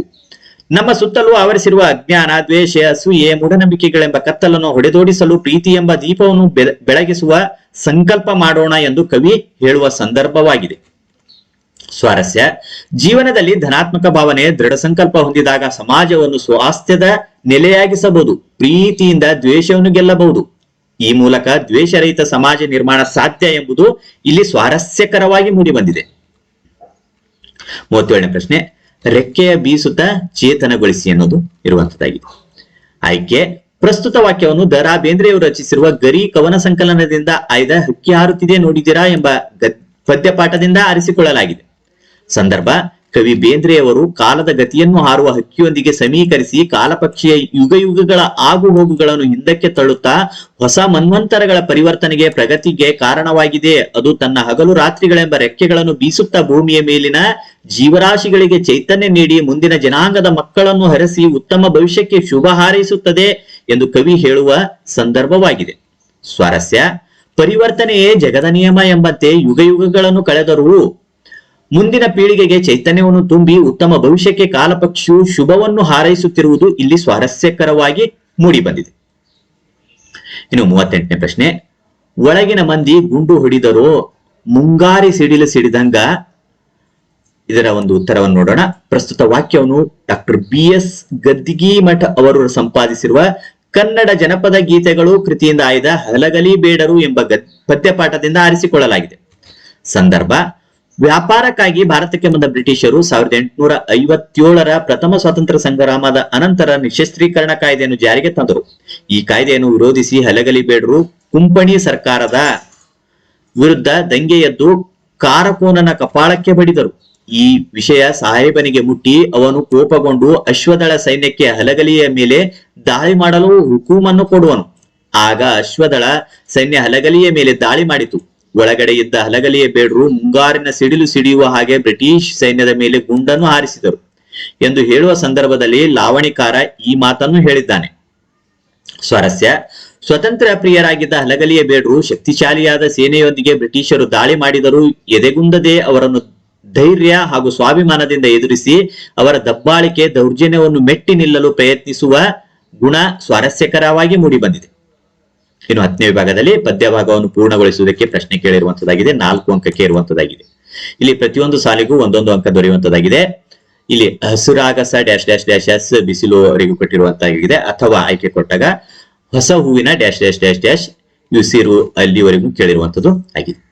ಇಲ್ಲಿ ಹಸುರಾಗಸ ಹಸುರು ಮುಗಿಲು, ಹಸುರು ಗದ್ದೆಯ ಬಯಲು, ಹಸುರಿನ ಮೇಲೆ ಹಸುರು ಕಣಿವೆ, ಹಸುರು ಸಂಜೆಯೀ ಬಿಸಿಲು. ಅಥವಾ ಪದ್ಯವನ್ನು ನೋಡಿದಾಗ ಹೊಸ ಹೂವಿನ ಕಂಪು ಹಸರು, ಎಲರಿನ ತಂಪು ಹಸುರು, ಹಕ್ಕಿಯ ಕೊರಲಿಂಪು ಹಸುರು, ಹಸುರು ಹಸುರೇಳಿಸುರು ಅಂತ ಹೇಳಿ ಬರಿಬೇಕಾಗಿರುವಂತದ್ದಾಗಿದೆ. ಇನ್ನು 11ನೇ ವಿಭಾಗದಲ್ಲಿ ಪದ್ಯ ಭಾಗವನ್ನು ಓದಿ ಅರ್ಥ ಮಾಡಿಕೊಂಡು ಮೌಲ್ಯವನ್ನು ಆಧರಿಸಿ ಸಾರಾಂಶವನ್ನು ಬರೆಯಬೇಕಾಗಿರುವಂತದ್ದಾಗಿದೆ. ವಿಷಯಾಂಶಕ್ಕೆ 3 ಅಂಕ, ಅಡಕಗೊಂಡ ಮೌಲ್ಯ ಗುರುತಿಸುವುದು, ಪದಬಂಧ ಮತ್ತು ಭಾಷಾ ಶೈಲಿಗೆ 1 ಅಂಕ, ಒಟ್ಟು 4 ಅಂಕಗಳ ಹಂಚಿಕೆ ಈ ರೀತಿಯಾಗಿರುವಂತದ್ದಾಗಿದೆ. ಇಲ್ಲಿ ಕೊಟ್ಟಿರುವಂತಹ ಪದ್ಯ ಭಾಗವನ್ನು ನೀವು ಗಮನಿಸಿಕೊಳ್ಬಹುದಾಗಿರುವಂತದ್ದು ಈ ರೀತಿಯಾಗಿ ಇಲ್ಲಿ ಪದ್ಯ ಭಾಗ ಕೊಟ್ಟಿದ್ದಾರೆ. ಇದರ ಉತ್ತರವನ್ನು ಗಮನಿಸಿದಾಗ ಪ್ರಸ್ತುತ ಪದ್ಯ ಭಾಗವನ್ನು ಲಕ್ಷ್ಮೀಶ್ ಕವಿ ರಚಿಸಿರುವ ವೀರಲವ ಎಂಬ ಪದ್ಯಪಾಠದಿಂದ ಆರಿಸಿಕೊಳ್ಳಲಾಗಿದೆ. ರಾಮನು ಸೀತೆಯ ಅಗಲುವಿಕೆಯಿಂದ ಮಾನಸಿಕವಾಗಿ ದುಃಖಕ್ಕೀಡಾಗಿ ರಾವಣನ ವಧೆಯಿಂದ ಬ್ರಹ್ಮ ಹತ್ಯಾದೋಷವನ್ನು ಪರಿಹರಿಸಿಕೊಳ್ಳಲು ಮಹರ್ಷಿಗಳ ಆದೇಶದಂತೆ ಅಶ್ವಮೇಧ ಯಾಗವನ್ನು ಕೈಗೊಳ್ಳುತ್ತಾನೆ. ಈ ಅಶ್ವಮೇಧ ಯಾಗದ ಕುದುರೆ ದೇಶಗಳಲ್ಲಿ ಸುತ್ತಾಡಿ ವಾಲ್ಮೀಕಿ ಮಹರ್ಷಿಗಳ ಆಶ್ರಮಕ್ಕೆ ಬರುತ್ತದೆ. ಅಲ್ಲಿ ತನ್ನ ಸಹಪಾಠಿಗಳೊಂದಿಗೆ ಆಟವಾಡುತ್ತಿದ್ದ ಲವನು ಕುದುರೆಯ ಬಳಿಗೆ ಬಂದು ಅದರ ಹಣೆಯ ಪಟ್ಟದಲ್ಲಿದ್ದ ಇಡೀ ಭೂಮಂಡಲದಲ್ಲಿ ಕೌಸಲ್ಯೆಯ ಮಗನಾದ ಶ್ರೀರಾಮನೊಬ್ಬನೇ ವೀರನು, ಇದು ಆತನ ಯಜ್ಞದ ಕುದುರೆ, ಇದನ್ನು ನಿರ್ವಹಿಸುವವರು ಯಾರಾದರೂ ಇದ್ದರೆ ತಡೆಯಲಿ ಎಂದಿದ್ದ ಪಟ್ಟದ ಲೇಖನವನ್ನು ಓದಿ ಶ್ರೀರಾಮನ ಗರ್ವವನ್ನು ಬಿಡಿಸದಿದ್ದರೆ ತನ್ನ ತಾಯಿಯನ್ನು ಎಲ್ಲ ಜನರು ಬಂಜೆ ಎಂದು ಕರೆಯುವುದಿಲ್ಲವೆಂದು ತನಗೆ ತೋಳುಗಳಿರುವುದು ಏತಕ್ಕೆ ಎಂದು ಪ್ರತಿಜ್ಞೆಗೈದು ಲವನು ಕೋಪಗೊಂಡು ಕುದುರೆಯನ್ನು ತನ್ನ ಉತ್ತರಿಯಿಂದ ಕಟ್ಟಿ ಹಾಕುತ್ತಾನೆ. ಲವನು ಹುಟ್ಟಿದು ಋಷ್ಯಾಶ್ರಮದಲ್ಲಾದರೂ ಆತನಲ್ಲಿದ್ದ ಸಹಜ ಕ್ಷಾತ್ರಗುಣ, ವೀರತನ, ಮಾತೃಪ್ರೇಮ ಸವಾಲುಗಳು ಬಂದಾಗ ಚಿಕ್ಕವರು ಅಸಮರ್ಥರು ಎಂದು ಕೂರದೆ ದಿಟ್ಟತನದಿಂದ ಎದುರಿಸಬೇಕೆಂಬ ಬಾಲ್ಯ ಸಹಜ ಸಾಹಸ ಪ್ರವೃತ್ತಿ ಹಾಗೂ ತಾಯಿಯ ಮೇಲಿನ ಗೌರವ ಅಭಿಮಾನ ಇಲ್ಲಿ ಕಂಡುಬರುವ ಉತ್ತಮ ಮೌಲ್ಯಗಳಾಗಿವೆ. ಇನ್ನು 8-10 ವಾಕ್ಯಗಳಲ್ಲಿ ಉತ್ತರಿಸಿ ಪ್ರಶ್ನೆಗಳನ್ನು ಕೇಳಿರುವಂತದ್ದಾಗಿದೆ. ಅಂಶಗಳನ್ನು ಆಧರಿಸಿ ಪಠ್ಯಾಂಶಕ್ಕೆ 3 ಅಂಕ ಇರುವಂತದ್ದು, ಭಾಷಾ ಶೈಲಿಗೆ ಪದಬಂಧಗಳಿಗೆ 1 ಅಂಕ, ಒಟ್ಟು 4 ಅಂಕಗಳ ಹಂಚಿಕೆ ಈ ರೀತಿಯಾಗಿರುವಂತದ್ದಾಗಿದೆ. 41ನೇ ಪ್ರಶ್ನೆ, ನಾಲ್ವಡಿ ಕೃಷ್ಣರಾಜ ಒಡೆಯರ ಕಾಲದಲ್ಲಿ ಮೈಸೂರು ಸಂಸ್ಥಾನಕ್ಕೆ ಮಾದರಿ ಮೈಸೂರು ಎಂಬ ಕೀರ್ತಿ ಪ್ರಾಪ್ತವಾದ ಬಗೆಯನ್ನು ತಿಳಿಸಿ ಅಂತ ಕೇಳು. ಅಥವಾ ಇದಕ್ಕೆ ಆಯ್ಕೆ ಪ್ರಶ್ನೆ ಸಹ ಇರುವಂತದ್ದು. 2ರಲ್ಲಿ ಯಾವ ಸುಲಭ ಅನಿಸ್ತದೆ ಅದನ್ನು ಉತ್ತರಿಸಬಹುದು. ಪ್ರಾಕ್ಟೀಸ್ ಮಾಡಿಕೊಳ್ತಾ ಇರುವಂತಹ ಸಂದರ್ಭದಲ್ಲಿ 2ಅನ್ನು ಪ್ರಾಕ್ಟೀಸ್ ಮಾಡಿಕೊಳ್ಬಹುದಾಗಿರುವಂತದ್ದಾಗಿದೆ. ವಿಶ್ವೇಶ್ವರಯ್ಯ ಅವರು ಶಿಕ್ಷಣ ಕ್ಷೇತ್ರದಲ್ಲಿ ಮಾಡಿದ ಕ್ರಾಂತಿಕಾರಿ ಬದಲಾವಣೆಗಳನ್ನು ಕುರಿತು ಬರೆಯಿರಿ ಅಂತ ಹೇಳಿ ಕೇಳಿರುವಂತದ್ದು. ಇಲ್ಲಿ ಮೊದಲನೇ ಪ್ರಶ್ನೆ ಉತ್ತರವನ್ನು ಗಮನಿಸೋಣ. ನಾಲ್ವಡಿ ಕೃಷ್ಣರಾಜ ಒಡೆಯರು 1902 ಆಗಸ್ಟ್ 8ನೇ ತಾರೀಕಿನಿಂದ ಮೈಸೂರು ರಾಜ್ಯದ ನೇರ ಉಸ್ತುವಾರಿಯನ್ನು ತಮ್ಮ ಸುಪರ್ದಿಗೆ ತೆಗೆದುಕೊಂಡರು. ದಿವಾನರಾಗಿದ್ದ ಸರ್ ಕೆ ಶೇಷಾದ್ರಿ ಅಯ್ಯರವರ ಸಹಕಾರದಿಂದ ಮೈಸೂರು ರಾಜ್ಯದ ಸರ್ವತೋಮುಖ ಅಭಿವೃದ್ಧಿಗೆ ಕಂಕಣಬದ್ಧರಾದರು. ಅರಸು ಮನೆತನದಿಂದ ಬಂದವರಾಗಿದ್ದರು. ಜನತೆ ಆಡಳಿತದಲ್ಲಿ ಪಾಲ್ಗೊಳ್ಳುವಿಕೆ ಪರವಾಗಿದ್ದರು. ಇವರ ಕಾಲದಲ್ಲಿ ಪ್ರಜಾಪ್ರತಿನಿಧಿ ಸಭೆ ಹೊಸ ರೂಪವನ್ನು ಪಡೆದು ಜನಪ್ರತಿನಿಧಿ ಸಭೆಯಾಗಿ ಪರಿವರ್ತನೆ ಆಯಿತು. 1923ರಲ್ಲಿ ಹೊಸ ಕಾನೂನೊಂದನ್ನು ಜಾರಿಗೆ ತಂದು ಶಾಸನಬದ್ಧ ಸಂಸ್ಥೆಯನ್ನಾಗಿ ಮಾರ್ಪಡಿಸಿದರು. ವರ್ಷಕ್ಕೆ 2 ಬಾರಿ ಸಮಾವೇಶಗೊಂಡು ಕಲಾಪ ನಡೆಸುತ್ತಿದ್ದರು. ಇದು ವಾರ್ಷಿಕ ಆಯವ್ಯಯ ಪರಿಶೀಲನೆ, ಪ್ರಶ್ನೋತ್ತರ, ಠರಾವುಗಳ ಮಂಡನೆಯನ್ನು ಮಾಡುತ್ತಿತ್ತು. ಇದರಲ್ಲಿ ಹೆಚ್ಚು ಪ್ರತಿನಿಧಿಗಳು ಜನರಿಂದಲೇ ಆಯ್ಕೆ ಮಾಡಲಾಗುತ್ತಿತ್ತು. 1907ರಲ್ಲಿ ನ್ಯಾಯ ವಿಧಾಯಕ ಸಭೆಯನ್ನು ಸ್ಥಾಪಿಸಿದರು. ವರ್ಷಕ್ಕೆ 2 ಬಾರಿ ಬೆಂಗಳೂರಿನಲ್ಲಿ ಸಮಾವೇಶಗೊಳ್ಳುತ್ತಿದ್ದ ಈ ಸಭೆ ಪ್ರಜಾಪ್ರತಿನಿಧಿ ಸಭೆಯಲ್ಲಿ ಮಂಡಿಸಿದ ಎಲ್ಲ ವಿಷಯಗಳನ್ನು ವಿಮರ್ಶಿಸುವ ಅಧಿಕಾರವನ್ನು ಹೊಂದಿತ್ತು. ಯಾವುದೇ ಕಾನೂನನ್ನು ಜಾರಿಗೊಳಿಸಲು ಈ ಸಭೆಯ ಅನುಮತಿ ಅಗತ್ಯವಾಗಿತ್ತು. ಸರ್ಕಾರದ ಖರ್ಚುಗಳನ್ನು ಕಡಿಮೆ ಮಾಡುವ ಅಧಿಕಾರ ಸಹ ಇದ್ದಿತ್ತು. ಇವರ ಕಾಲದಲ್ಲಿ ಗ್ರಾಮ ನೈರ್ಮಲೀಕರಣ, ವೈದ್ಯಕೀಯ ಸಹಾಯ, ವಿದ್ಯಾ ಪ್ರಚಾರ, ನೀರಿನ ಸೌಕರ್ಯ, ಪ್ರಯಾಣ ಸೌಲಭ್ಯ ಮುಂತಾದ ಕ್ಷೇತ್ರಗಳು ಸ್ವಯಂ ಆಡಳಿತ ಕ್ಷೇತ್ರಗಳಾದವು. ಸಾಹಿತ್ಯ, ಸಂಗೀತ, ವಾಸ್ತುಶಿಲ್ಪಗಳ ಅಭಿವೃದ್ಧಿಗೆ ಒತ್ತು ನೀಡಿದ ಇವರು ಬೆಂಗಳೂರಿನಲ್ಲಿ ಕನ್ನಡ ಸಾಹಿತ್ಯ ಪರಿಷತ್ತನ್ನು ಪ್ರಾರಂಭಿಸಿದರು. ರೈಲು ಮಾರ್ಗಗಳ ನಿರ್ಮಾಣ, ಶಿವನ ಸಮುದ್ರದ ಬಳಿ ಕಾವೇರಿ ನದಿಯಿಂದ ಜಲವಿದ್ಯುತ್ ಉತ್ಪಾದನೆ, ವಾಣಿವಿಲಾಸ ಸಾಗರ, ಕೃಷ್ಣರಾಜ ಸಾಗರ ಜಲಾಶಯಗಳ ನಿರ್ಮಾಣವಾದವು. ಪ್ರಾಥಮಿಕ ಮತ್ತು ಮಾಧ್ಯಮಿಕ ವಿದ್ಯಾಭ್ಯಾಸವನ್ನು ಉಚಿತ ಮತ್ತು ಕಡ್ಡಾಯಗೊಳಿಸಲಾಯಿತು. ಮೈಸೂರು ವಿಶ್ವವಿದ್ಯಾನಿಲಯ, ಉಚಿತ ಆಸ್ಪತ್ರೆ, ಮೈಸೂರು ಬ್ಯಾಂಕ್, ಸಹಕಾರ ಸಂಘಗಳನ್ನು ಸ್ಥಾಪಿಸಲಾಯಿತು.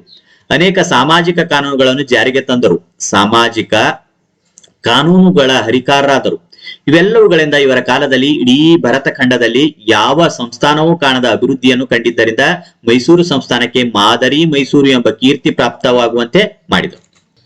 ಇನ್ನು 41ನೇ ಪ್ರಶ್ನೆ ಅಥವಾ ಪ್ರಶ್ನೆಯನ್ನು ನೋಡೋಣ. ವಿಶ್ವೇಶ್ವರಯ್ಯ ಅವರು ಶಿಕ್ಷಣ ಕ್ಷೇತ್ರದಲ್ಲಿ ಮಾಡಿದ ಕ್ರಾಂತಿಕಾರಿ ಬದಲಾವಣೆಗಳನ್ನು ಕುರಿತು ಬರೆಯಿರಿ ಅಂತ ಕೇಳಿರುವಂತದ್ದು. ಇದರ ಉತ್ತರ ಈ ರೀತಿಯಾಗಿರುವಂತದ್ದಾಗಿದೆ. ವಿಶ್ವೇಶ್ವರಯ್ಯನವರು ಆಧುನಿಕ ಶಿಕ್ಷಣವೇ ಎಲ್ಲ ಸಮಸ್ಯೆಗಳಿಗೂ ಪರಮೋಚ್ಚ ಪರಿಹಾರವೆಂದು ನಂಬಿದ್ದರು. ಶಿಕ್ಷಣವು ಸಂಜೀವಿನಿ ಎಂಬುದನ್ನು ಅರಿತಿದ್ದ ಅವರು ಶಿಕ್ಷಣದ ವಿವಿಧ ಯೋಜನೆಗಳನ್ನು ಜಾರಿಗೆ ತಂದರು. ಮದ್ರಾಸ್ ವಿಶ್ವವಿದ್ಯಾನಿಲಯದ ನಿಯಂತ್ರಣಕ್ಕೆ ಒಳಪಟ್ಟಿದ್ದ ಪ್ರೌಢ ಶಿಕ್ಷಣ ಶಾಲೆಗಳನ್ನು ಬದಲಿಸಿ ಸಂಸ್ಥಾನವೇ ಪ್ರತ್ಯೇಕವಾದ ಪ್ರೌಢ ಶಿಕ್ಷಣದ ಅಂತಿಮ ಪರೀಕ್ಷೆ ನಡೆಸುವ ಯೋಜನೆಯನ್ನು ಆರ್ಥಿಕ ಪರಿಷತ್ತಿನ ಮೂಲಕ ರೂಪುಗೊಳಿಸಿದರು. ಮೈಸೂರು ವಿಶ್ವವಿದ್ಯಾನಿಲಯದ ಸ್ಥಾಪನೆ ಮಾಡಿದರು.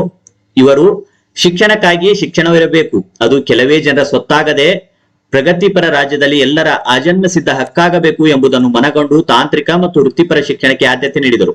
ಬೆಂಗಳೂರಿನಲ್ಲಿ ಮೆಕ್ಯಾನಿಕಲ್ ಇಂಜಿನಿಯರಿಂಗ್ ಶಾಲೆ, ಮೈಸೂರಿನಲ್ಲಿ ಚಾಮರಾಜೇಂದ್ರ ತಾಂತ್ರಿಕ ಸಂಸ್ಥೆಗಳನ್ನು ಪ್ರಾರಂಭಿಸಿದರು. ಏಕೀಕೃತ ಕರ್ನಾಟಕದ ರಚನೆ ಮತ್ತು ಕನ್ನಡ ಭಾಷೆ ಹಾಗೂ ಸಾಹಿತ್ಯಗಳ ಬಗ್ಗೆ ಸಾರ್ವಜನಿಕರಲ್ಲಿ ಉಂಟಾಗಿದ್ದ ಒಲವನ್ನು ಮನಗೊಂಡು ಕನ್ನಡ ಸಾಹಿತ್ಯ ಪರಿಷತ್ತನ್ನು ಸ್ಥಾಪಿಸಿದರು. ಇವರ ಕಾಲದ ಮತ್ತೊಂದು ಮಹತ್ವದ ಸಾಧನೆಯಾಗಿದೆ. ಇನ್ನು 42ನೇ ಪ್ರಶ್ನೆ. ಪಾಂಡವರನ್ನು ರಕ್ಷಿಸಲು ನಿರ್ಧರಿಸಿದ ಕೃಷ್ಣನು ಕರ್ಣನಿಗೆ ಒಡ್ಡಿದ ಆಮಿಷಗಳನ್ನು ಕುರಿತು ನಿಮ್ಮ ಮಾತುಗಳಲ್ಲಿ ಬರೆಯಿರಿ ಅಂತ ಕೇಳಿರುವುದು. ಅಥವಾ ಈ ಪ್ರಶ್ನೆಗೆ ಆಯ್ಕೆ ಸಹ ಇರುವಂತದ್ದು. ಪಾಂಡವರು ತನ್ನ ಸೋದರರೆಂದು ತಿಳಿದಾಗ ಕರ್ಣನ ಮನಸ್ಥಿತಿಯನ್ನು ಕವಿ ಕುಮಾರವ್ಯಾಸ ಹೇಗೆ ಚಿತ್ರಿಸಿದ್ದಾನೆ ಅನ್ನೋದನ್ನ ಬರೆಯಬೇಕಾಗಿರುವಂತದ್ದಾಗಿದೆ. ದ್ವಿತದ ಪಣದಂತೆ 12 ವರ್ಷ ವನವಾಸ, 1 ವರ್ಷ ಅಜ್ಞಾತವಾಸವನ್ನು ಯಶಸ್ವಿಯಾಗಿ ಮುಗಿಸಿ ಬಂದ ಪಾಂಡವರು ತಮ್ಮ ಪಾಲಿನ ರಾಜ್ಯವನ್ನು ಕೇಳುತ್ತಾರೆ. ಅಜ್ಞಾತವಾಸವು ಪೂರ್ಣವಾಗಿಲ್ಲ ಎಂಬ ನೆಪವನ್ನೊಡ್ಡಿ ಕೌರವನು ರಾಜ್ಯ ನೀಡಲು ನಿರಾಕರಿಸುತ್ತಾನೆ. ಸಂಧಾನದ ಮುಖ್ಯನ ರಾಜ್ಯವನ್ನು ಮರಳಿ ಪಡೆಯುವ ಪ್ರಯತ್ನದಲ್ಲಿ ಧರ್ಮರಾಯ ಕೃಷ್ಣನನ್ನು ಸಂಧಿಗಾಗಿ ಕಳಿಸುತ್ತಾನೆ. ದುರ್ಯೋಧನನ ಹಠಮಾರಿತನದಿಂದ ಸಂಧಿ ವಿಫಲಗೊಂಡು ಯುದ್ಧವೇ ಸಿದ್ಧ ಎಂಬ ತೀರ್ಮಾನಕ್ಕೆ ಬರಲಾಗುತ್ತದೆ. ಕೌರವನ ಸೇನೆಯಲ್ಲಿ ಪಾಂಡವರನ್ನು ಕೊಲ್ಲಬಲ್ಲ ಇನ್ನೋರ್ವ ಬಲಶಾಲಿ ಕರ್ಣನಿಂದ ಪಾಂಡವರನ್ನು ರಕ್ಷಿಸಬೇಕೆಂದು ನಿರ್ಧರಿಸಿದ ಶ್ರೀಕೃಷ್ಣನು ಕರ್ಣನನ್ನು ತನ್ನ ರಥದಲ್ಲಿ ತೊಡೆಗೆ ತೊಡೆ ತಾಕುವಂತೆ ಕುಳ್ಳಿರಿಸಿಕೊಂಡು ಕರ್ಣನಿಗೆ ಆತನ ಜನ್ಮ ರಹಸ್ಯವನ್ನು ಹೇಳುತ್ತಾನೆ. ಪಾಂಡವರು ಕೌರವರು ಯಾದವರೊಳಗೆ ಯಾವುದೇ ಭೇದವಿಲ್ಲ. ನೀನೇ ಈ ಭೂಮಿಗೆ ನಿಜವಾದ ಒಡೆಯನಾಗಬೇಕು. ಅದರ ಅರಿವು ನಿನ್ನ ಮನಸ್ಸಿಗೆ ತಿಳಿದಿಲ್ಲ. ಕುಂತಿಯು ದೂರ್ವಾಸ ಮುನಿಗಳಿಂದ ಪಡೆದ 5 ಮಂತ್ರಗಳಲ್ಲಿ ಮೊದಲಿಗೆ ಜನಿಸಿದವನು ನೀನು.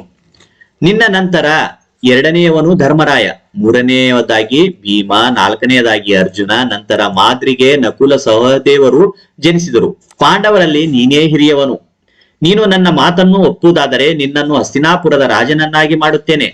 ಪಾಂಡವರು ಕೌರವರು ನಿನ್ನ ಸೇವೆಯಲ್ಲಿ ಮಾಡಲು ಒಪ್ಪಿಕೊಳ್ಳುವರು. ಅವರ ಕೈಯಲ್ಲಿ ಸೇವೆ ಮಾಡಿಸಿಕೊಳ್ಳುವುದು ಬಿಟ್ಟು ದುರ್ಯೋಧನನ ಬಾಯಿ ಎಂಜಲಿಗೆ ಕೈ ಚಾಚುವುದು ಸರಿಯೇನು ಎಂದು ಹೇಳುತ್ತಾನೆ. ನಿನ್ನ ಎಡಭಾಗದಲ್ಲಿ ಕೌರವರು, ಬಲಭಾಗದಲ್ಲಿ ಪಾಂಡುತನಯರು, ಎದುರುಗಡೆ ಮಾದ್ರ, ಮಾಗದ, ಯಾದವಾದಿಗಳ ನಡುವೆ ವೈಭವದ ಜೀವನ ಮಾಡುವುದನ್ನು ಬಿಟ್ಟು ದುರ್ಯೋಧನನ ಬಳಿ ಜೀಯ ಹಸಾದವೆಂದು ಕೇಳುವುದು ಕಷ್ಟವಾಗುವುದಿಲ್ಲವೇ ಎಂದು ಕೃಷ್ಣನು ಕರ್ಣನಿಗೆ ಆಮಿಷಗಳನ್ನು ಒಡ್ಡುವನು.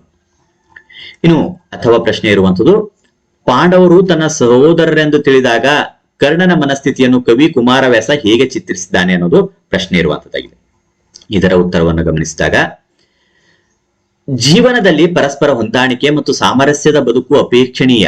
ಅದು ಸಾಧ್ಯವಾಗದೆ ಮತ್ಸರ ಛಲ ಪ್ರಧಾನವಾದರೆ ಸಂಘರ್ಷ ಅನಿವಾರ್ಯವೆನಿಸುತ್ತದೆ. ಒಬ್ಬರನ್ನೊಬ್ಬರು ನಾಶ ಮಾಡುವವರೆಗೂ ಅದು ಬೆಳೆಯುತ್ತದೆ. ಶತ್ರುವಿನೊಂದಿಗೆ ಸಮರಕ್ಕಿಳಿದು ಕಾದಾಡುವ ಮುನ್ನ ಶತ್ರು ಬಲದ ವಿವಿಧ ಆಯಾಮಗಳನ್ನು ಶಮನಗೊಳಿಸಿದಾಗ ಗೆಲುವು ಸಾಧ್ಯ ಎಂಬುದು ರಾಜತಂತ್ರ.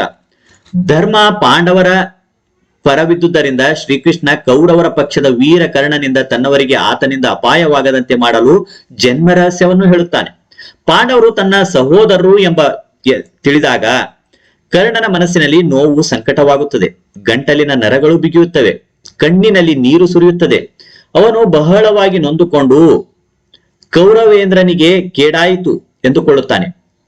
ಹರಿಯ ವೈರತ್ವ ಹೊಗೆದೋರದೆ ಸುಡುವುದು. ತನ್ನ ಜನ್ಮ ರಹಸ್ಯವನ್ನು ಹೇಳಿ ಕೃಷ್ಣನು ಕೌರವೇಂದ್ರನನ್ನು ಕೊಂದನು ಎನ್ನುವನು.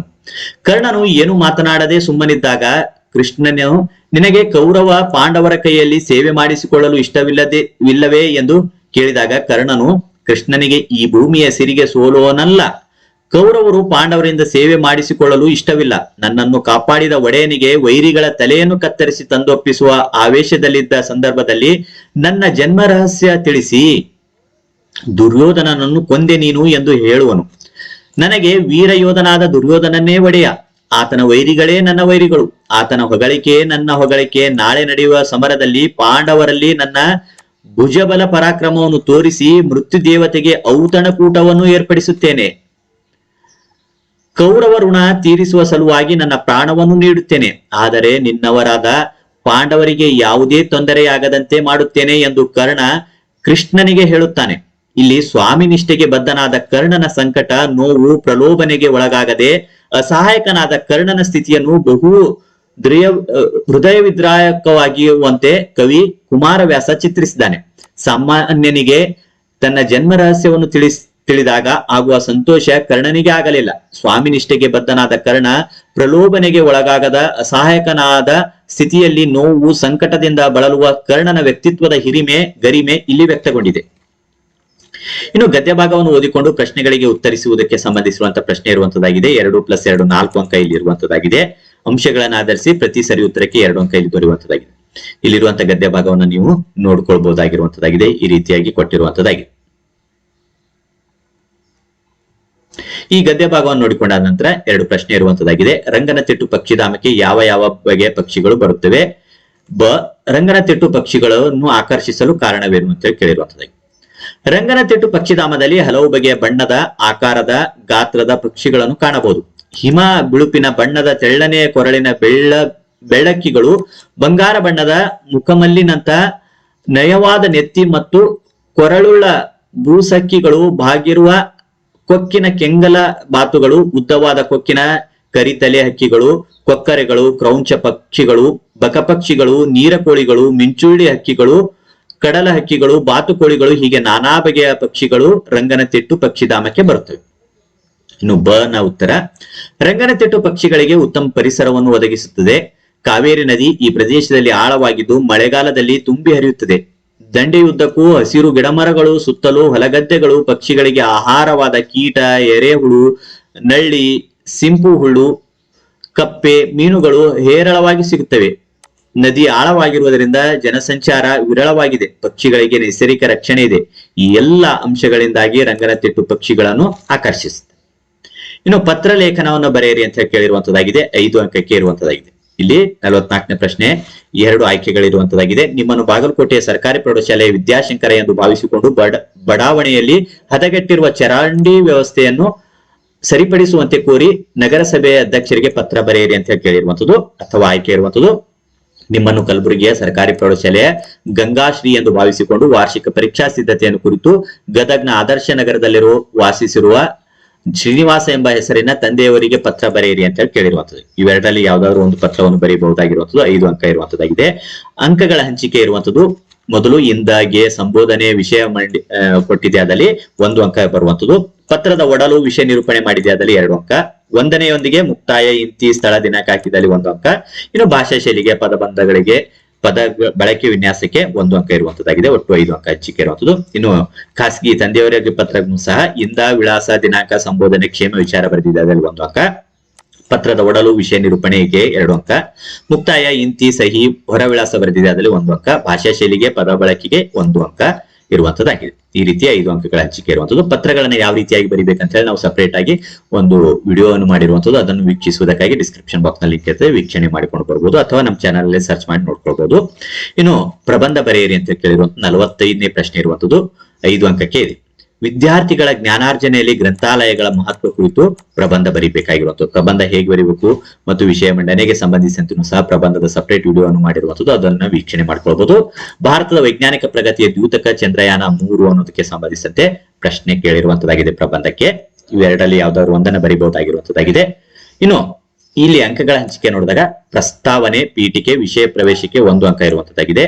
ಒಡಲು ಸಮರ್ಥ ವಿವರಣೆಯೊಂದಿಗೆ ವಿಷಯಕ್ಕೆ 2 ಅಂಕ ಇರುವಂತದ್ದಾಗಿದೆ. ಉಪಸಂಹಾರ, ಮುಕ್ತಾಯ, ವಿಷಯ ಸಮಾಪ್ತಿಗೆ 1 ಅಂಕ. ಭಾಷಾ ಶೈಲಿಗೆ, ಪದಬಂಧಕ್ಕೆ 1 ಅಂಕ. ಒಟ್ಟು 5 ಅಂಕಗಳ ಹಂಚಿಕೆ ಈ ರೀತಿಯಾಗಿರುವಂತದ್ದು ಆಗಿದೆ.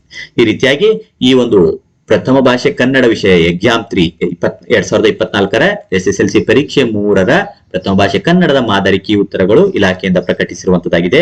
ಈ ವಿಡಿಯೋ ನಿಮಗೆ ಇಷ್ಟ ಆದಲ್ಲಿ ಲೈಕ್ ಮಾಡಿ. ಇತರ ವಿಷಯಗಳಿಗೆ ಸಂಬಂಧಿಸಿದಂತ ವಿಡಿಯೋಗಳು ವೀಕ್ಷಿಸಬೇಕಂದಲ್ಲಿ ಪ್ಲೇ ಲಿಸ್ಟ್ ಕಾಣಿಸ್ತಾ ಇರ್ತದೆ ಅಥವಾ ಡಿಸ್ಕ್ರಿಪ್ಷನ್ ಬಾಕ್ಸ್ ನ ಲಿಂಕ್ ಸಹ ಇರುವಂತದ್ದಾಗಿರ್ತದೆ. ಅವುಗಳನ್ನು ವೀಕ್ಷಣೆ ಮಾಡಿಕೊಂಡು ಬರ್ಬೋದು. ಮತ್ತೆ ಮುಂದಿನ ಭಾಗದಲ್ಲಿ ಭೇಟಿಯಾಗೋಣ. ಧನ್ಯವಾದಗಳು.